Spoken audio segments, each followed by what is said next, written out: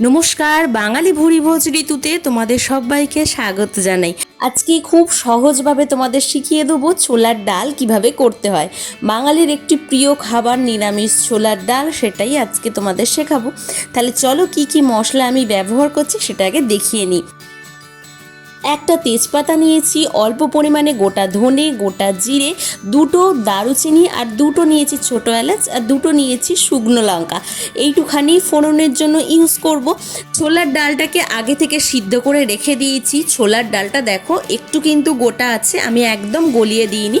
তোমাদের ভালোভাবে দেখানোর জন্য দেখো আমি দেখিয়েও দিচ্ছি। ছোটো আঙুলের সাহায্যে দেখো চেপে ধরলে কিন্তু ছোলার ডালটা একদম গলে যাচ্ছে।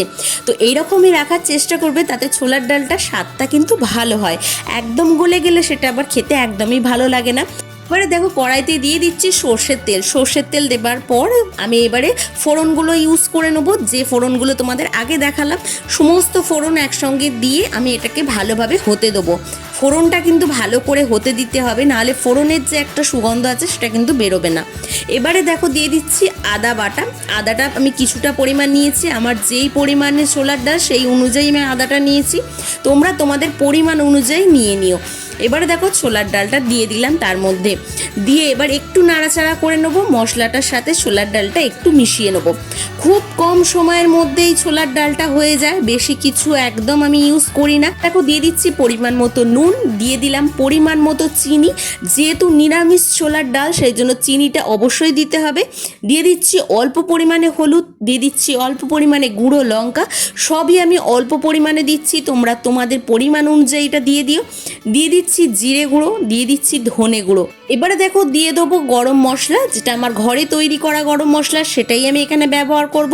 সমস্ত কিছু মশলা দেয়া আমার কমপ্লিট হয়ে গেছে, দেখতেই পাচ্ছ। এবারে ভালো করে মশলাটা ছোলার ডালের সাথে একটু নাড়াচাড়া করে নিয়ে একটু গরম জল আমি এতে দিয়ে দিলাম। গরম জলটা দেবার পর এবার দেখো ছোলার ডালটাকে আমি ভালো করে ফুটতে দেবো।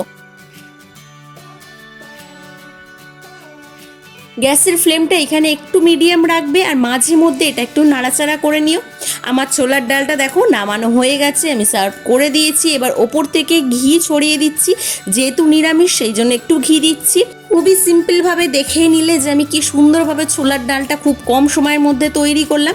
যারা নতুন রান্না শিখছো তারা কিন্তু এইভাবে ছোলার ডাল তৈরি করে নিতে পারো। নিরামিষ ছোলার ডাল দারুণ খেতে হয়। আজকের রেসিপিটা তোমাদের কেমন লাগলো অবশ্যই জানিও। যদি ভালো লেগে থাকে আমার চ্যানেলটা ভিজিট করো। চলো আজকের মতো এ পর্যন্তই, পরের আবার নতুন একটা সহজ রান্না নিয়ে তোমাদের সামনে চলে আসবো। আজকের মতো টাটা।